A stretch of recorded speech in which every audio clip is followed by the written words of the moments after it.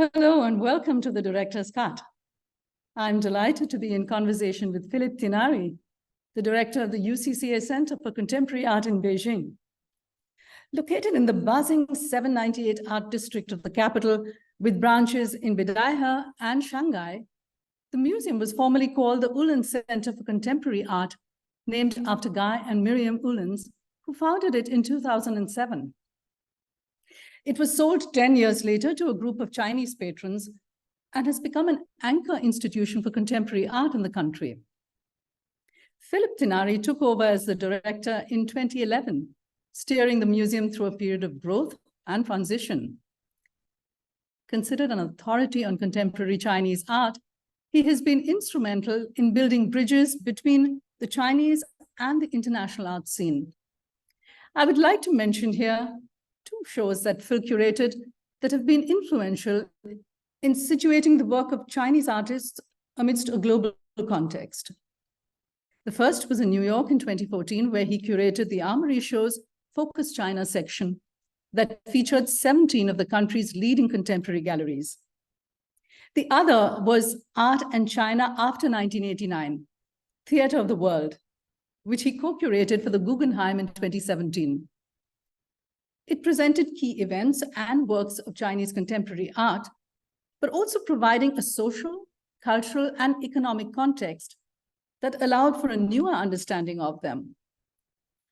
Born in Philadelphia, Phil Tinari received a Fulbright scholarship to study comparative literature in Beijing, and that is where his deep engagement with China began. Over the years, he's played several roles, including writer, editor, curator, art historian, even as the art scene in the country progressed from small pockets of artistic practice to a hub for the production and exhibition of new art.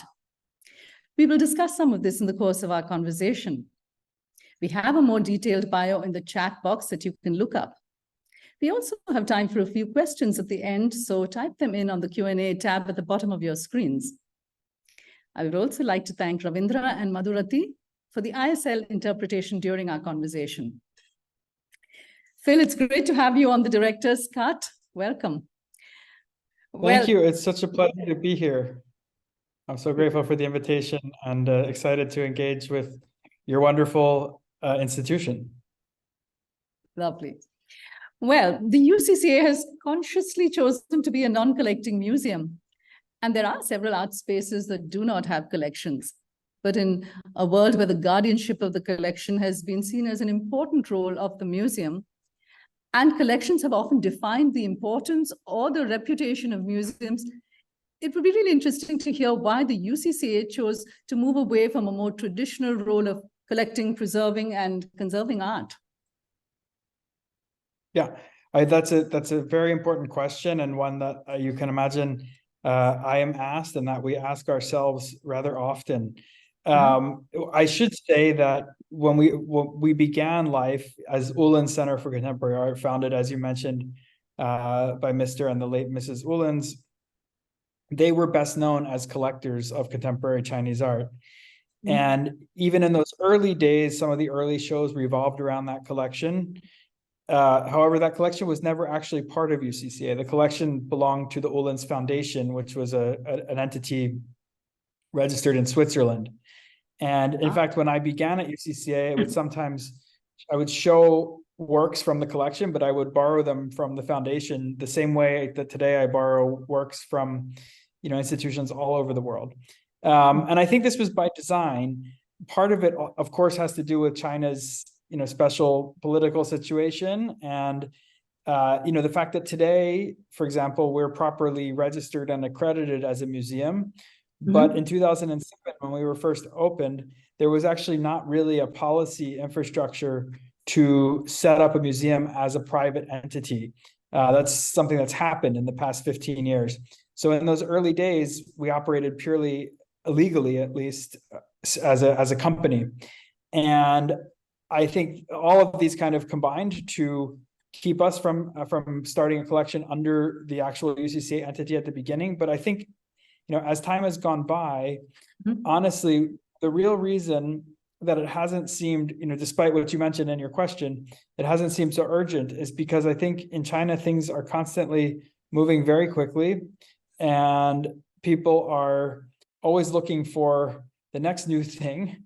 And so for us to have a program that's very much driven by exhibitions and exhibitions that rotate, we do in Beijing only, we do 3 large and 3 medium-sized exhibitions a year. In Shanghai, we do 3 exhibitions a year. In Beidaihe, we do 3 exhibitions a year. So to constantly be producing new content and new knowledge and sort of social opening starts to happen.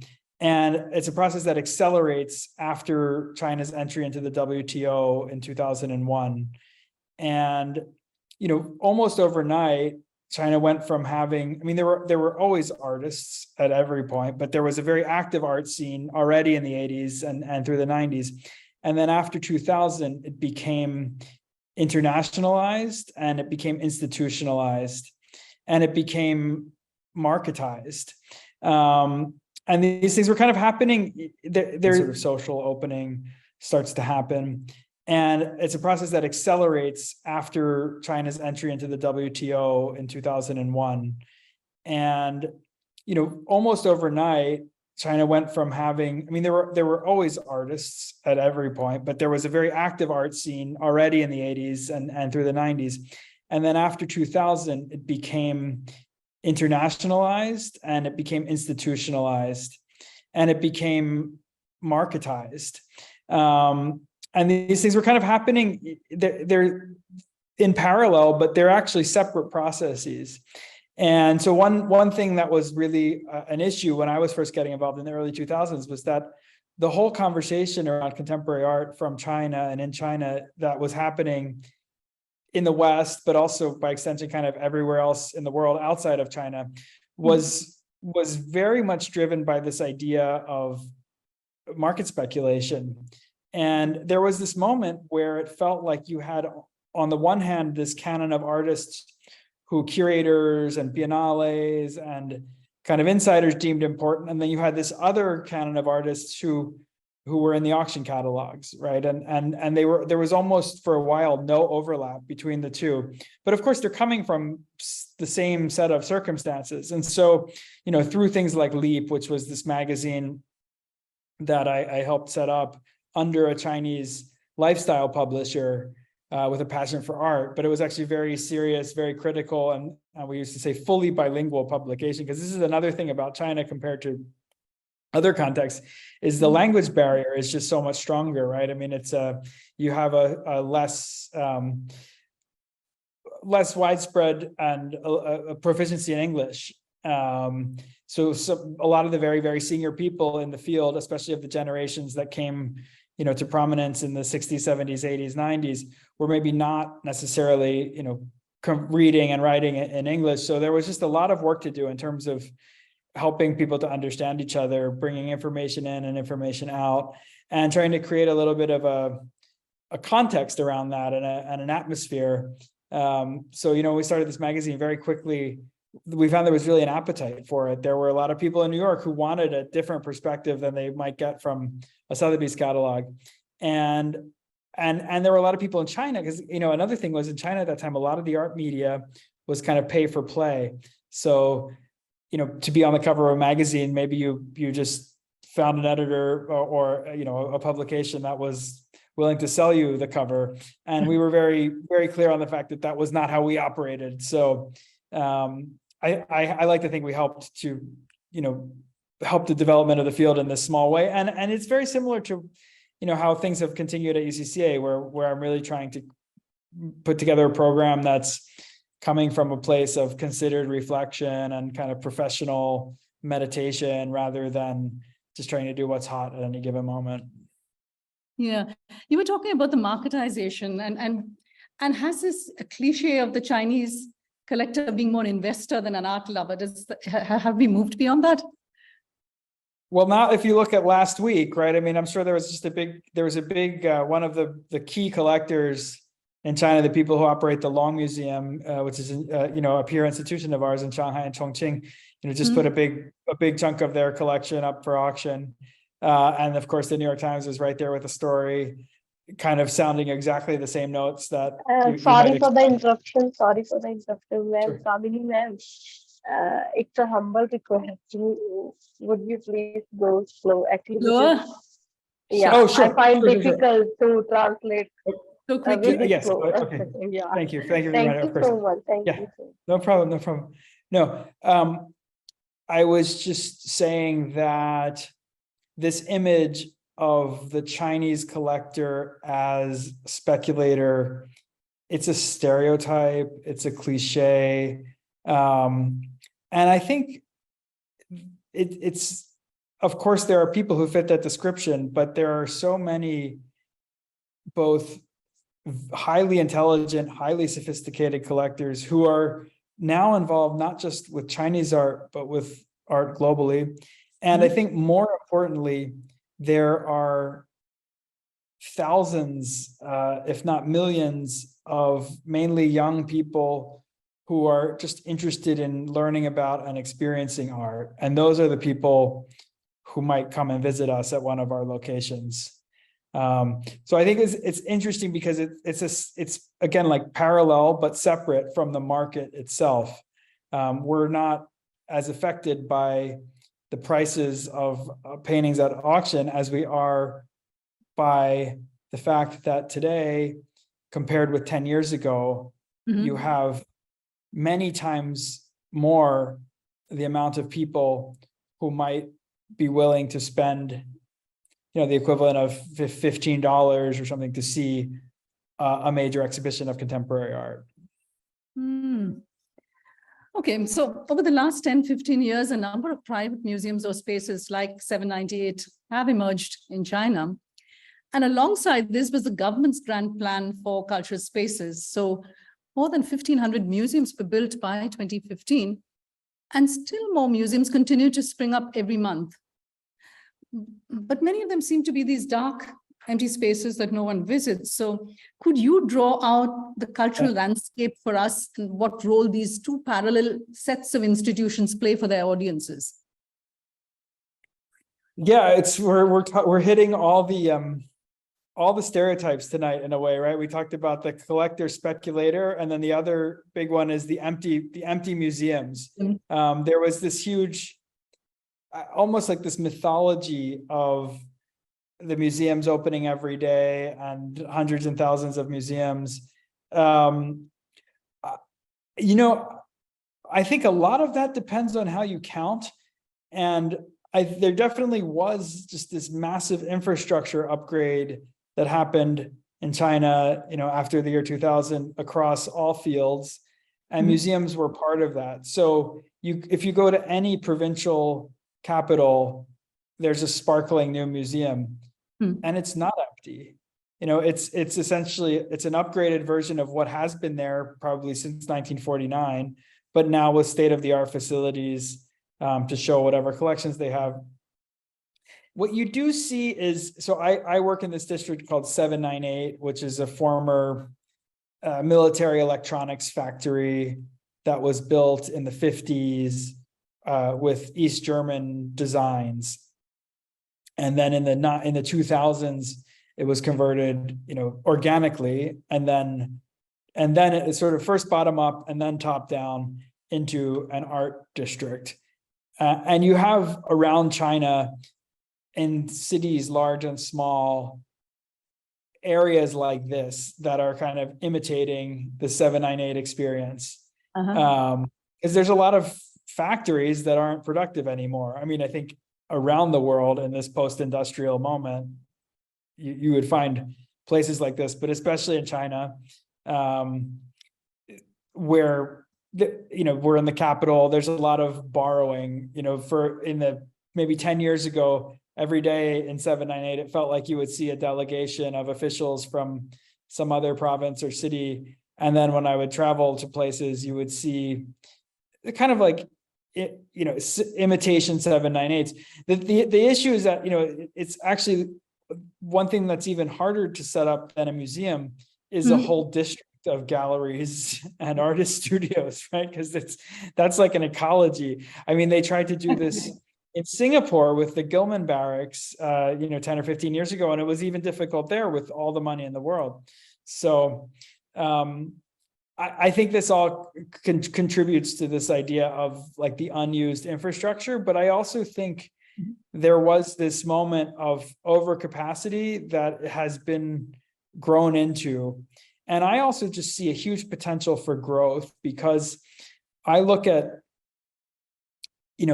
if you just count all the cities, and this is how you start to sound like a business person or something, but you think of all the cities that have, say, a population of 5 million or more, and how few of them have a really dynamic contemporary art institution. That's going to happen in the next 5, 10, 15 years. And we're already starting to see it. Like I look at Changsha, major city in Hunan province. And a few years ago, nothing. And now you have 3 or 4 very active institutions of contemporary art. And I think that's really the trajectory that interests me. Exactly. And not only that, a lot of museums are free to the public. So they play that important role of actually, providing, making art accessible to audiences. Yeah, and that's like an awkward one too, because the government museums have to be free today, which is great because they're paid for by taxes. And then on the other hand, you have places like us I hate the word private museum because there's nothing private about what we do, right? Everything we do is geared to the public, scrutinized by the public, out of a love for and respect for the public. But of course, at the end of the day, we fund ourselves through the typical channels and some more creative channels. And ticketing is an essential piece of that for us. So we don't have the luxury of being free to the public, sadly. And honestly, this is a global conversation as well, but even like Shanghai, the Shanghai Museum, which is one of the most prominent, best collections, public museums in China.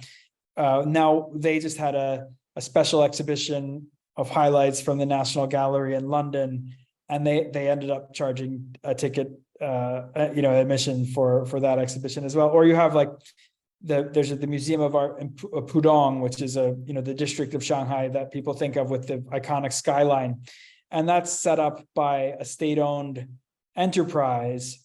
But again, they charge a ticket price as well. So I don't know. It's sort of back and forth. It's sad because you don't want museums to be only for those who can afford them.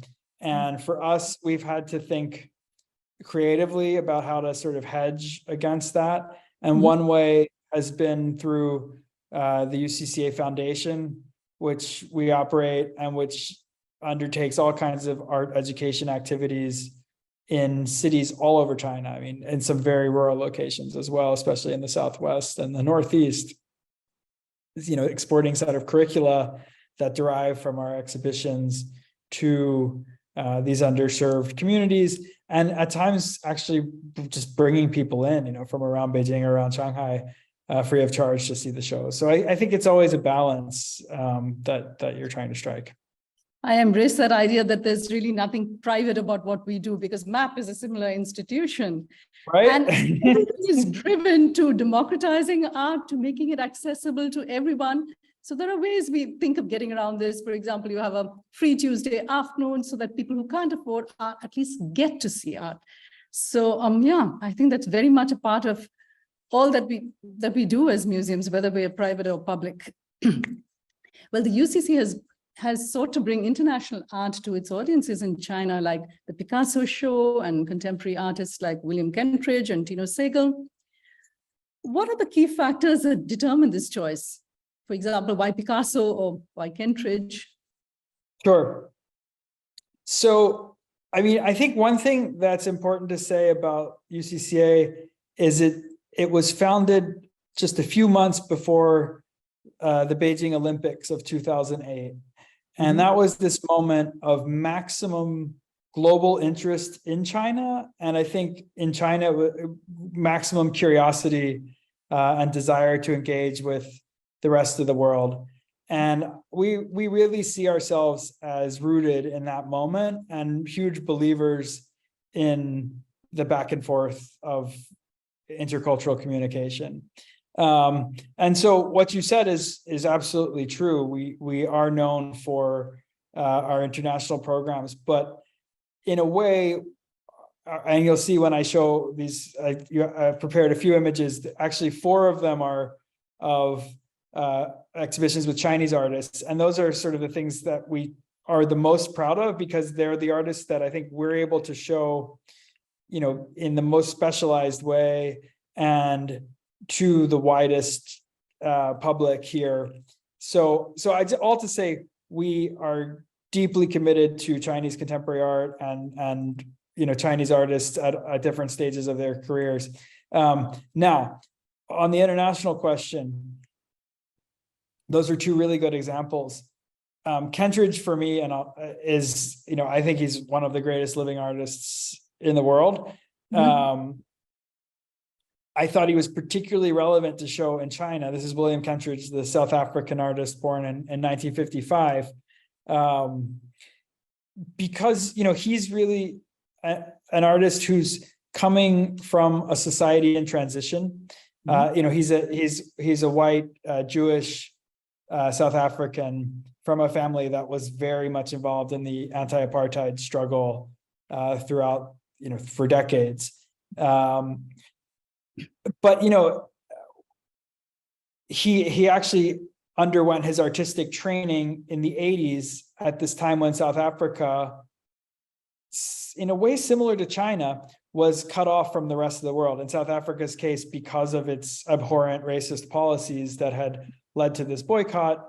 But the final effect was that here you had someone who'd studied art in a vacuum, essentially, and had not been schooled in all the latest trends of abstraction and conceptualism, and so worked as a figurative draftsman. And this starting point alone is very similar to, a lot of the artistic conversation in China. And then we get to other things like, his interest in brushwork, his interest in text, and in fact, his ability to deeply research kind of the modern Chinese experience. And he made a piece which was shown last year again at his retrospective at the Royal Academy in London, called Notes Towards a Model Opera, which was the name of our exhibition. The model operas were these 8 propaganda ballet operas that were the official culture in the later years of the Cultural Revolution. So there was just this very multi-layered engagement with history and experience. He came on several visits in advance of the show, and I think brought a new perspective to this historical experience, and also brought a body of work that the other piece of this, lots of Chinese artists, younger Chinese artists, had seen his work over the years. And because of those things I mentioned, that it's figurative, that some of it is brush driven, you started to see these kind of echoes of his practice in work by artists here. And I thought, well, wouldn't it be interesting to just go, sort of cut that and go right to the source and do this huge show of him. And so now it's not people, inspired by a work of Kentridge that they see in a catalog or a magazine, but maybe they're inspired by and they learn through a beautiful, massive presentation of his work. And maybe they see it and they work through it and they forget it and they move on to the next thing. That's also fine. It's a little bit like what happened in 1985 when Rauschenberg came to China and showed, and was hugely inspiring for the Chinese artists of the 80s. But what's interesting is that it's not like you see Chinese artists from that time who copied Rauschenberg. They didn't learn from him formally.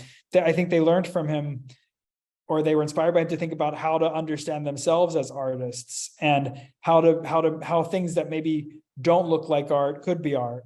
So I think when you can create that kind of a context, you have a much deeper and more meaningful encounter than you do just by the way that images are transmitted on their own. to Picasso. So this was something that came for us a bit later. It's a sort of arbitrary line sometimes, right? Where does the post-war end and the contemporary begin? What's the difference between modern and contemporary? But they're deeply connected. And one thing is that in China, I would venture to say probably similar to India, you don't have great collections of modern art, or modern European art on permanent display. So there's a novelty, to doing a show like that, weirdly, because you think there's nothing novel about a Picasso show. But actually in our case, there was a lot novel about a Picasso show. This was the pre-COVID moment. Chinese travelers were going all over the world and seeing, the great museums. But the idea that these really world-class works could come not just to their doorstep, but to this kind of contemporary space in the middle of this factory. And, this was just really inspiring and kind of exciting at that specific moment. And, for us, it just allowed us to tell a sort of even longer story. And we've continued to do things like that. I mean, we did a show of Warhol during the pandemic that was inspired by more recent scholarship on Warhol. It wasn't just the greatest hits. It was really looking at the early career, at the late career, at the films, in addition to the iconic paintings, but trying to give a bigger picture and to relate him to the contemporary moment. We currently have an exhibition of Matisse, which we worked very hard to get. It found itself in sort of with some political headwinds, which we probably don't have time to talk about. But, again, there has never been a Matisse exhibition in China before. And this is what I wanted to say. It was really interesting because when Picasso opened, I had a big birthday. It happened to fall on the same weekend. And my parents came from the US and they loved our Picasso show. And one thing that's interesting is that in London or New York, if you do a Picasso show, you have to do a show on one specific aspect. You have to do recent shows, Picasso black and white, Picasso sculpture, Picasso only the year 1932, this kind of thing. Whereas in China, you can actually do a show that's really just Picasso, who was he? The greatest hits, the kind of show that you would make at MoMA maybe 60 years ago. And because the art is there and it moves people in the same way, right? That it's kind of like this strange freedom to be able to kind of go back to basics and show things in that really immediate way, which I found really exciting. Now, in the years since, of course, we've had COVID and all kinds of political situations and incidents, but we actually we see a lot more of this kind of show happening in China now, which makes us kind of less interested in doing them, to be totally honest. It was when it was about the work and about the contribution and about the objects, but it was also about kind of creating a cultural moment and a shared cultural experience, I think, for a city. And I think it's harder and harder to do it with that kind of an exhibition.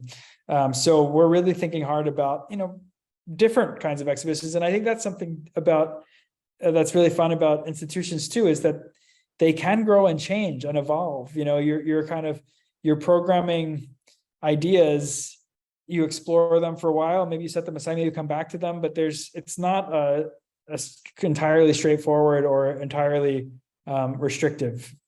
Oh, yeah, and they must evolve if they are to grow, institutions. Yeah, but what was really funny was you mentioned the Matisse show, because when I was reading up for this interview, I was thinking, okay, why Picasso? Why not Matisse? And then I went onto your website and saw Matisse there. So there was my answer.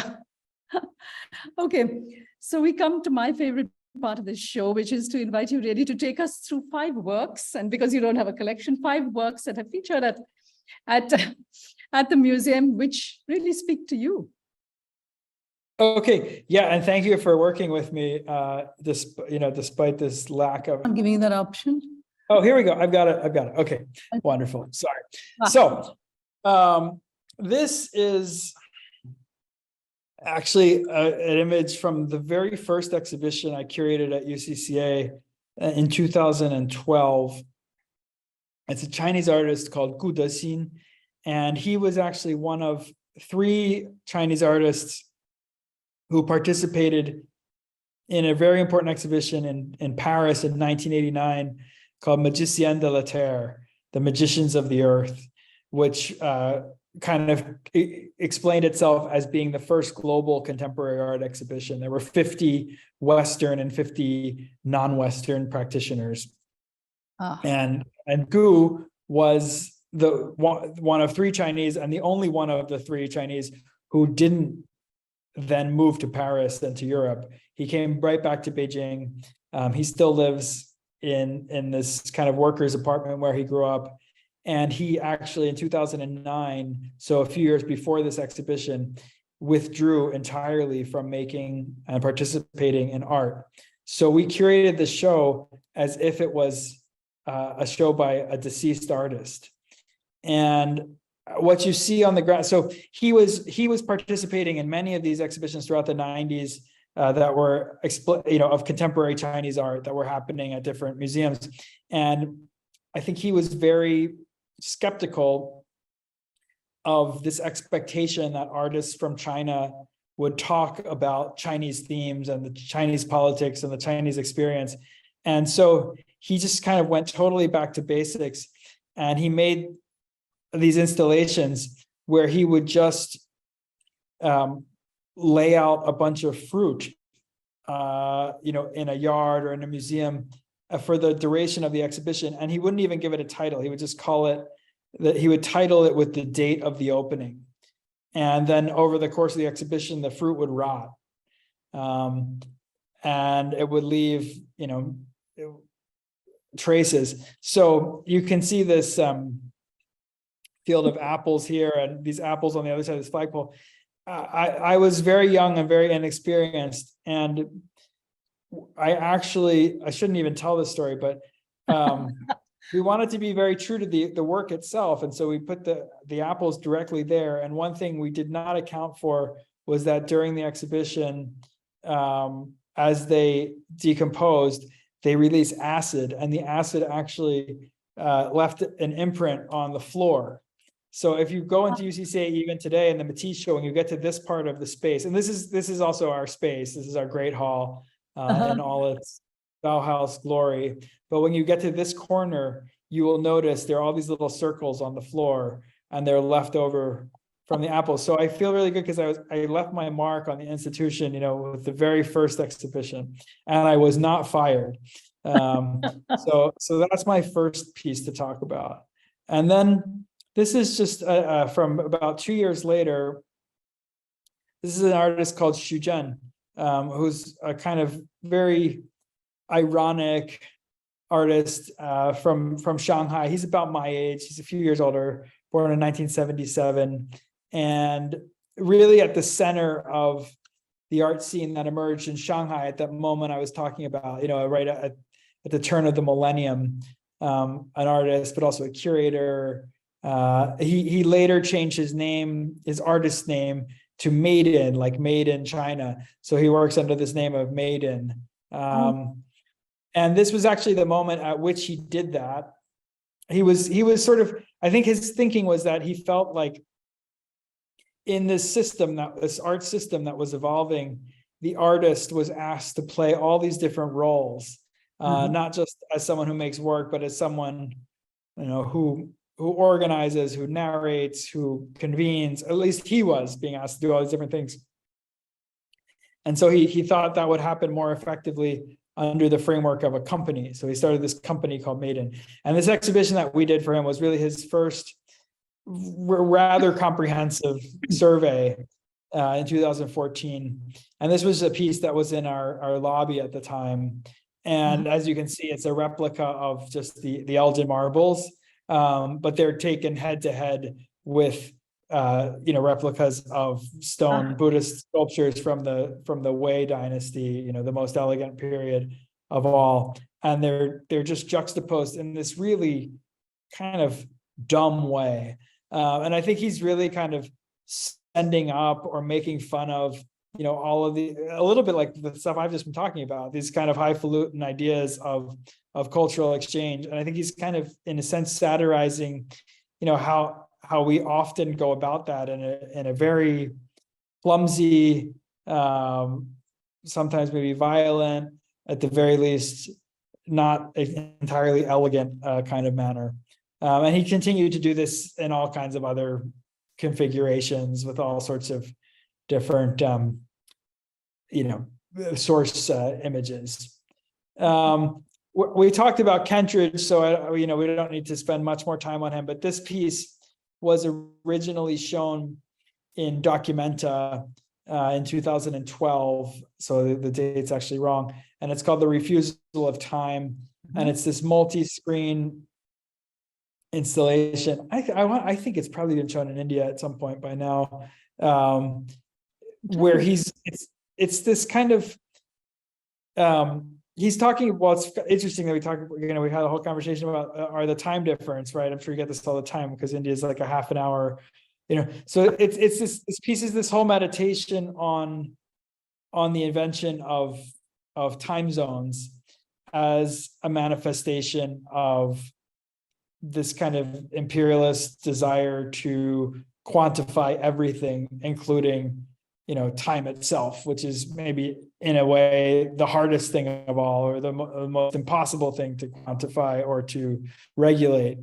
And so, that you see metronomes, but he talks a lot about this moment in the late 19th, early 20th century, of pneumatic tubes and, how one would convey the precise time to a whole city or further afield to a whole, world. Anyway, so it's kind of a theater video installation, and the setting is always a classroom, or sort of similar to a classroom, and you always use local chairs, and also always set up the screens on the crates in which other work in the exhibition came. So it's kind of this wonderful mise en scène. Yeah. And then we've seen Kentridge in India as well, quite at both in Bombay in the galleries and at the Kochi Biennale, and there's always this element of theater to his work as well. Of course, yeah. Well, he trained in theater. He's actually trained as an actor, which is why his lecture performances are so good. But yeah, it's anyway, yeah. The switching gears a little bit. This is Xu Bing, who is one of the great pioneers of the Chinese avant-garde, that emerges in the 80s. He's probably best known for work that he's done with the Chinese language. So his breakthrough piece in the 1980s, he invented 3,000 Chinese characters that don't really exist and printed them on these flowing scrolls, a little bit like what you see here. He later came up with the system for writing English using the same principles of stroke order that you use to write Chinese characters. So as an English word becomes something that looks like a Chinese character. Always very interested in printing and in text. And for this piece, which he made just months before he left China in 1989, 1990, he actually, in Chinese history and kind of traditional art history, there's this whole notion of taking a rubbing of a stele. There are a lot of important inscriptions on steles, and so to take a rubbing is something that scholars have done for quite a long time. And he in fact took a rubbing of an entire tower of the Great Wall. And this idea of ghost pounding the wall, it's an idiom in Chinese that refers to futility, to trying to do something again and again and not really ever succeeding. But in fact, he did succeed, and he did make this monumental installation that kind of also turns this massive stone structure that, however many thousands of people died in its construction, into something that's actually very fragile and just made of ink and paper. And then I'm sorry that all these works are so hard to capture in a single image, but this was an exhibition that we made in 2021 of an artist called Salfe, who is born in 1978. She is, I think, probably the most significant artist of this generation that's born with the Reform and opening era. And she didn't directly live through the Cultural Revolution or even really socialism in a meaningful way, but of course her parents did. And there's a lot, I think, for this generation, which is exactly the generation that I belong to chronologically, if not culturally. On-off, that is called the on-off generation? The on-off generation, that is exactly the generation that you're talking. Yes, you really, yeah. And she had her studio for a few years in this building that was a movie theater. It's actually very close to us here in 798. Those two characters at the top, Hongxia, it means like Red Dawn. So it's the Red Dawn movie theater. And it had been a kind of socialist utopia, part of this factory community where earnest films were shown. So she essentially, she made a studio in this place for a few years and worked in this building and did this entire research project. And then for the exhibition at UCCA, she actually reconstructed this movie theater. It's slightly smaller inside of our exhibition space, inside of which she showed this movie called Nova, like a new star, an astronomical term. That was like an imagination of a Soviet Chinese science fiction film about, time is all messed up. So it's sort of some kind of in the present, but also set back, 40, 50 years ago. If anyone's read The Three Body Problem, a very famous science fiction novel by Liu Cixin, it's a little bit in that kind of register. And so this became this immersive space. In the theater part of the theater, the movie itself was shown, but in the kind of antechamber, you see here like the entrance. This is actually all on a mezzanine second floor that we built, but you go in and there are all these artifacts left over, some of which actually came from this place. So it's all about kind of excavating the memory of this period, even when one didn't really know it directly, but it's just so, it's so deep in anyone's psyche. So that's like, those are my top 5 there for you of, pieces that I've been lucky enough to show at UCCA. Obviously, there are many, many more. So exciting, Phil. And this one almost reminds me of the sushi bar at M Plus almost. Almost recreating a space. I wish, I was just there like 2 weeks ago, and it's such a great thing, isn't it? That sushi bar. Amazing. I know they were criticized at the time, but I think it's such a brilliant acquisition. Yeah. Do you want to stop sharing? Oh no! Well, because we've just been talking about this. This is our exterior. This is Beijing. This is actually seen from above our museum in Beidaihe by the sea. Is that it's called the Dune? Is this one called the Dune? This is the Dune. Yes, this is UCCA Dune. And then this is UCCA Edge, which is in Shanghai, which is just in a much more traditional, commercial building. It occupies the podium levels at the bottom. So yeah, so I will stop sharing. Stop share. Okay. Okay. So let's move on to something else it's more in the digital and the internet space, because China has no Facebook, no Twitter, no YouTube, but it has the world's biggest internet user base, 513 million people, and an exploding social media space with more than 300 million people active on it. How has the art world in China used this space to connect with people? Oh, it's been, it is super, that is a fascinating element. Those channels that are so dominant in the rest of the world are just not present here.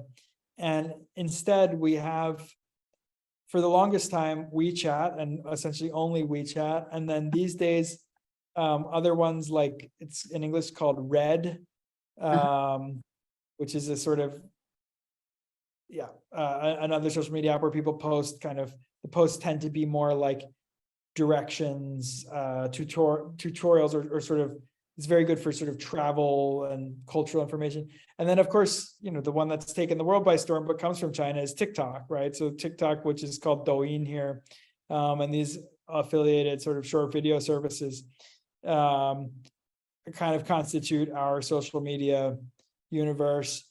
WeChat is this everything app, right? I mean, it's Elon Musk has said he wants to turn Twitter or X into something like WeChat. I mean, this is like where we all live our lives. It's payments, it's messaging, it's social media and posting, but it's also, like we don't have a freestanding app that you would download from the App Store. We have what's called a mini app, which is essentially an app that lives inside of WeChat. And on this app, we have, first of all, on WeChat, each week we publish our one blast to our main account, which is almost like a magazine that you publish each week, because each week is 8 stories. And so it's really a portrait of what's going on at UCCA in any given week, from the top story down through the other 7. So that's like, and that's really how all of our publicity and outreach rhythms are governed, whether it's ticketing or public programs or kids education or retail or anything. It's kind of all about, that's the main blast mechanism. But then inside the app, you have all of our visitor experience stuff. So the audio guide lives there, also a whole range of interpretive materials, as well as like, your membership card or your tickets or any of that stuff. So, you kind of end up creating this whole virtual toolbox for people to, it's not just like to learn about, you at a certain point, you start wondering, of course, being on site and being with the works of art is the most important thing. And it's why we exist and why we do what we do. But the virtual interface ends up being such a key component of how you reach people and how you speak to them kind of before, during, and after. And, that just, you have to keep upgrading because capacity grows, right? I mean, chips get quicker and memory gets cheaper, and it's just, you can do more and more in that area, and people's attention spans get shorter and shorter.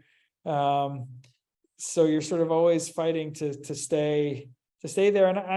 And we're just lucky to have a very young and experimental team, and actually very good relationships with these different platforms too, so that we can try out new things. And to be totally honest, not to brag, but like some things that end up being, copied elsewhere in the museum space around here. So, well, there's no better compliment than being copied, right? Okay, but there is time for a quick question, and I can see one from Avani Parekh, one of our patrons from New York. Avani, great to see you connecting. Well, Avani says, thank you for your insights into the contemporary aesthetic scene in China. Could you talk about the aesthetic sensibility of the average Chinese person and how they hierarchize their interest in art? Where is the interest in beauty most expressed?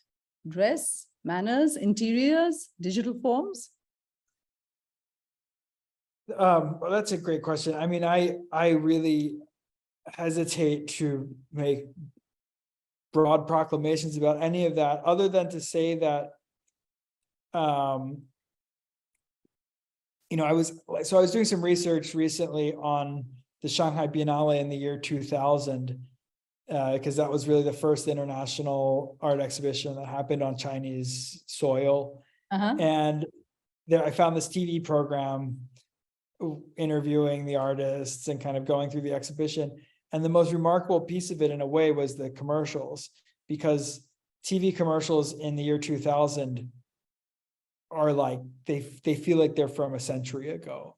I mean, just the level of this sophistication of production values and kind of visual culture was just so far from where we are today. And I think today we're, China in many ways is leading the world in terms. We just talked about TikTok, for example, this kind of digital aesthetic, the infinite scroll down, this sort of collapsing of the virtual and the physical through, omnipresent e-commerce and delivery of food. I mean, I was just in an artist studio today, actually, a Dominican American, New York based, but Chinese speaking painter we're doing a show with next year.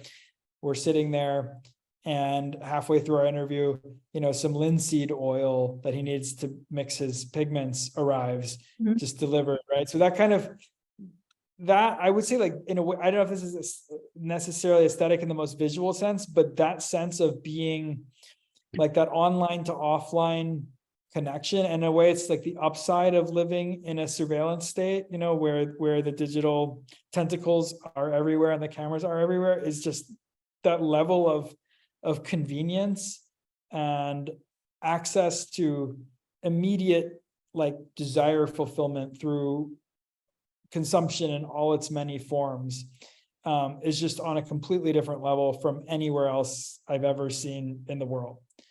And I think a lot of people from China, like, have a problem when they leave, because they realize that things are just a lot less convenient. There's not digital payment. There's not, I mean, and of course, like, in the West, it's always talked about in terms of trade-offs, but in China, where maybe you didn't have much of a choice, there was no opting out of the system in certain ways. Like, it's also important, I think, sometimes to remember what comes along with, the other side of that bargain, I guess. And that's all just to say, I think that really, more than anything else, is kind of what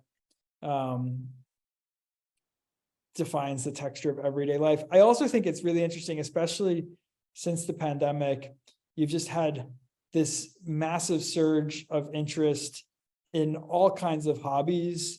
I mean, especially like outdoor things like camping. I just read the Chinese kind of like outdoors and camping market, cycling, skiing. I mean, just really on and on and on. But like it's becoming a country of like deep niche interests and the kind of micro like communities that form around all these things, which was just never quite happening in the same way before. Okay.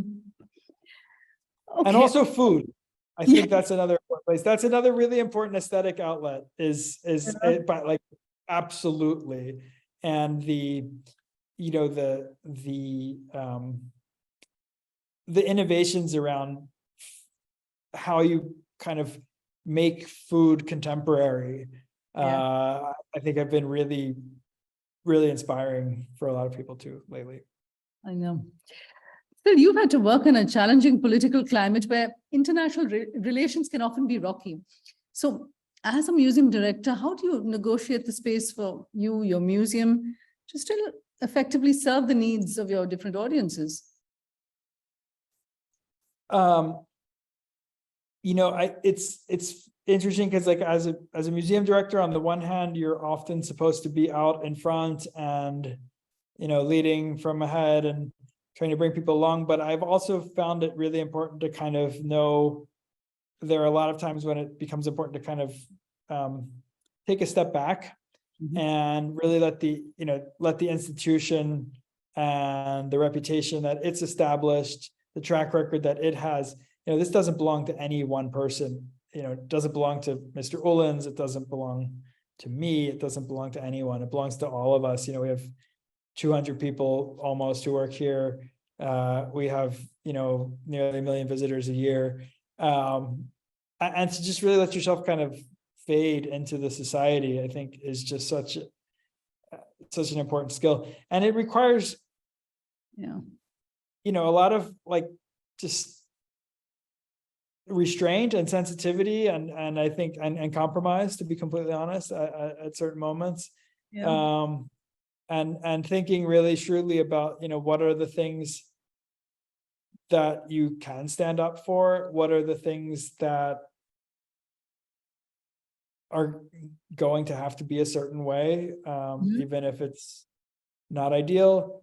But then at the same time, to kind of treasure and value the things that you are able to do, and the experiences that you are able to provide, and the challenges that you are able to overcome. And it's really balancing. It's a fine line, right? And you're constantly walking that fine line. Well, it's also a VUCA world, a time of volatility, uncertainty, complexity, ambiguity. We're just emerging from the pandemic and its repercussions. We're confronted with climate change and its effects. It's a time of great polarization across the globe. It's also a time when museums have had to seriously consider their role and the value of what they bring to the public. So what are your thoughts on the road ahead? Well, I've one phrase that I keep coming back to is intentionality, or like I've been saying, the new intentionality.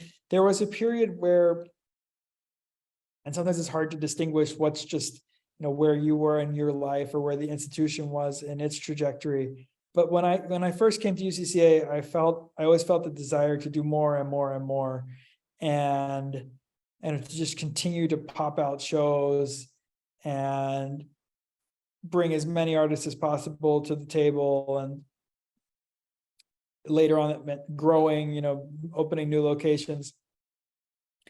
And I think lately it's become more and more about just how to kind of pare back a little bit and make it more meaningful. Are there not do more with less, but kind of get more from slightly less, maybe? How do you think really smartly about where one needs to invest and how that might translate into, a bigger impact. Yep. Okay, I'm going to take one last question from Brian Papali. Hi, Brian. Okay, he says, curious to learn more about the world of Peter Rabbit that the UCCA lab recently hosted, which ended in late September 23, in terms of how it was received there. Yeah, so UCCA Lab is our commercial platform, which does art-driven projects with all kinds of brands and enterprises. So just before hopping on this Zoom, I was downstairs with the pop singer Karen Mok, who's a superstar in kind of Chinese Mando Canto pop world, who's, it's the 30th anniversary of her first album, and we've put together a small 5-day pop-up exhibition in one of our meeting, sort of event spaces to celebrate that, with her and her fans. And these are the kinds of things that, no one's going to confuse that for the Matisse show or for the Maria Lasnik show. And it generates income, and it may bring in people who would never come here otherwise. In the case of this Peter Rabbit exhibition, we actually were working with an organization called the Kitty Art Museum, which does kind of children's driven shows. And we actually have this extra space at the back of UCCA, which we actually call the space UCCA Lab. But UCCA Lab as a concept is much bigger. We're going to change the name soon. So for this summer, we had this really lovely, we got our kids educators involved, and we had this very fun, just like Peter Rabbit thing for the summer. And it had many viewers. We developed some children's workshops and, sort of education initiatives around curiosity and other sort of related topics. But yeah, I would say that's like, if I'm surprised that it's, let's just say, like, a lot of these are very much geared towards our local public, and also even towards a public that's maybe slightly different from the main public that we target, with our core exhibitions, let's say. So I think it's become a very diversified kind of program. And this, to be honest, the lab program and labs revenues and prominence really were very helpful during the pandemic years, because it was not possible to operate consistently. We were getting especially in 2022, having to shut down at different moments. And Lab was producing projects in cities all over China because it's not really location dependent. And kind of working directly with companies was at that moment easier than working direct, than catering directly to the general public. So yeah, it's a very diverse program and it's sort of set of offerings, and we're proud of that. Okay, I'm going to end with one final question, Phil. An American from Philadelphia living in China now for almost 15 years.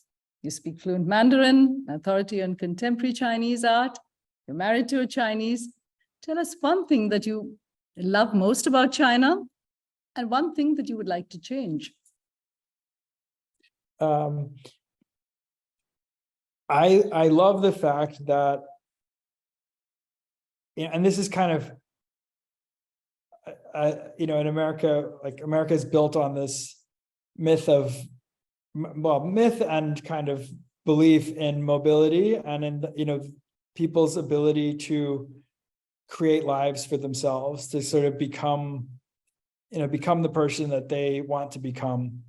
And I think that in a way, starting with the on-off generation, which you mentioned, which is the name of an exhibition we did in 2013, with people who came of age, through this period of opening and reform, there has been this freedom to create identities and lives and experiences for oneself that never really existed before. And that just, I don't know, in a way just feels very liberatory to be around. I mean, and I'm speaking based on the experiences of, people I know and love and hold dear, or just have worked with, or just, have had, encounter meals and conversations with over the years. And I think that that's really something that's just quite special, this ability to invent and create and actualize. And then I don't know, like to change. I mean, it's not on me to change, but I didn't say one thing you don't like. I thought one thing you'd like to change. Yeah, no, I know what you mean.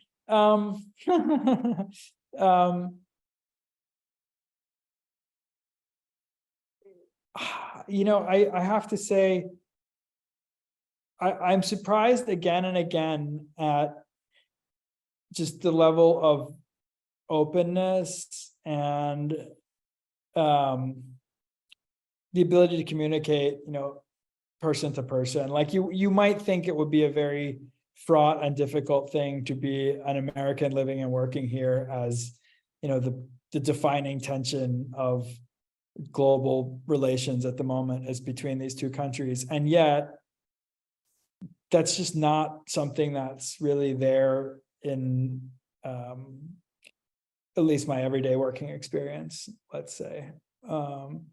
And so I'm just very, I feel so grateful and lucky to, and I think part of it is the art world. I mean, part of it is being surrounded by people who are creative and open to the world and, humanistic in their outlook and their values. But, honestly, it's just been such an honor and a privilege to be able to spend this many years building this place and executing this program and cultivating, this public. And for me, the most gratifying thing is it's been a while now. And so people come for job interviews, or you just meet them in kind of professional contexts, and they'll say oh, UCCA is where I learned that there was this thing called contemporary art. I used to go there when I was in high school. I mean, this is just such a rare and special thing. So moving, right? Spoken from the heart, Phil. But it's been such a pleasure talking to you, and thank you for lighting up different aspects of the world of art in China. And thank you so much. Delighted to have you on the Director's Cut. Thank you. My great pleasure. Okay. And thank you to Kamini, all our I- audiences for see. joining us. Good night. Thank you. Good night. Goodbye.